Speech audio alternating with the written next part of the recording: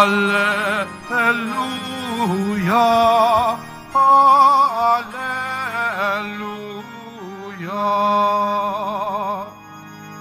Si Kristo'y laang mag-iis, ng tagumpay ay makamit, at sumaatin ang langit. Alleluia, Alleluia,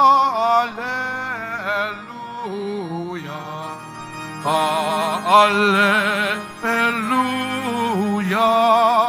Alleluia.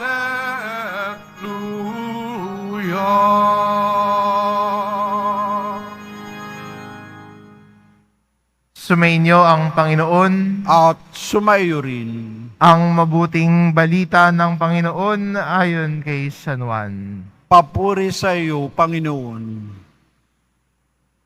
Noong panahon iyon, sinabi ni Jesus sa kanyang mga alagad, "Kapayapaan ang iniiwan ko sa inyo, ang aking kapayapaan ang ibinibigay ko sa inyo. Hindi ito katulad ng ibinibigay ng sanlibutan. Huwag kayong mabalisa, huwag kayong matakot. Sinasabi ko sa inyo, ako'y aalis, ngunit babalik ako. Kung iniibig ninyo ako, ikagagalak ninyo ang pagpunta ko sa Ama, sapagkat dakila ang Ama kaysa akin. Sinasabi ko na ito sa inyo, bago pa mangyari, upang kung mangyari na, kayo'y manalig sa akin. Hindi na ako pakahahaba ng pagsasalita sa inyo, sapagkat dumarating na ang pinuno ng sanlibutan ito. Wala siyang kapangyarihan sa akin, subalit dapat makilala ng sanlibutan na iniibig ko ang Ama at ang ginagawa ko'y ang inuutos niya sa akin." Ang mabuting balita ng Panginoon. Pinupuri ka namin, Panginoong Heso Kristo. Maupo po tayo.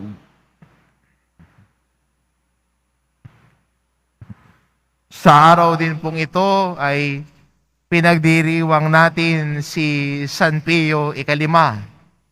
At isa sa mga tanging naging alaala niya sa simbahan ay nung nagkakagulo, nung sa Lepanto ay inutos niya ang mga Kristiyano na magdasal ng rosaryo.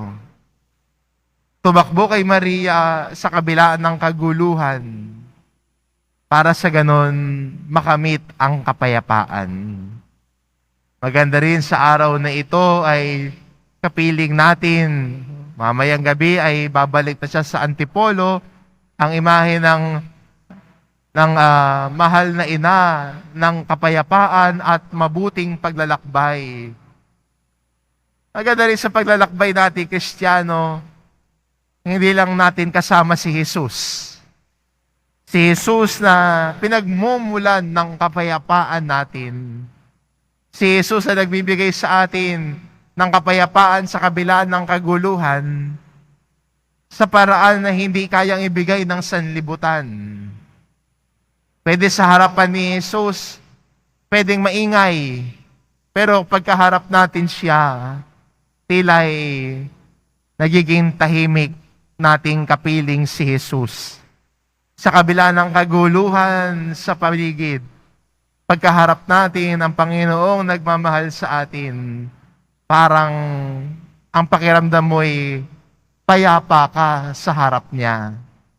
Yan ho yung naisabihin ni Jesus, na ang bigay niya ay kapayapaang hindi kayang ibigay ng sanlibutan. At muli sa ating ebanghelyo, lagi niya sinasabi, kapayapaan ang iniiwan ko sa inyo. Ang aking kapayapaan ang ibinibigay ko sa inyo. Hindi tulad ng sanlibutang ito. Dahil ang kapayapaan ni Jesus, ang handog niya sa atin, ay kapayapaan sa piling niya. Hindi pinapangako ni Jesus na walang kaguluhan. Hindi pinapangako ni Jesus na hindi tayo makakaranas ng mga pagsubok sa buhay. na tila'y sumisira ng kapayapaan natin.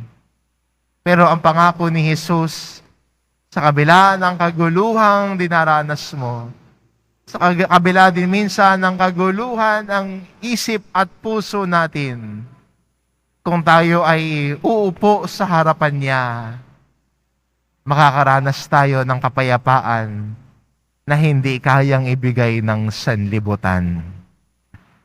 Di ba minsan ganun naman, sa kabila ng gulo at problema natin, sa kabila ng mga dinadala natin sa puso't isipan natin, pag tayo ay nagdadasal sa Panginoon, naihinga na natin sa Kanya, naiyak na natin sa Kanya ang lahat, parang gumagaan ang pakiramdam natin.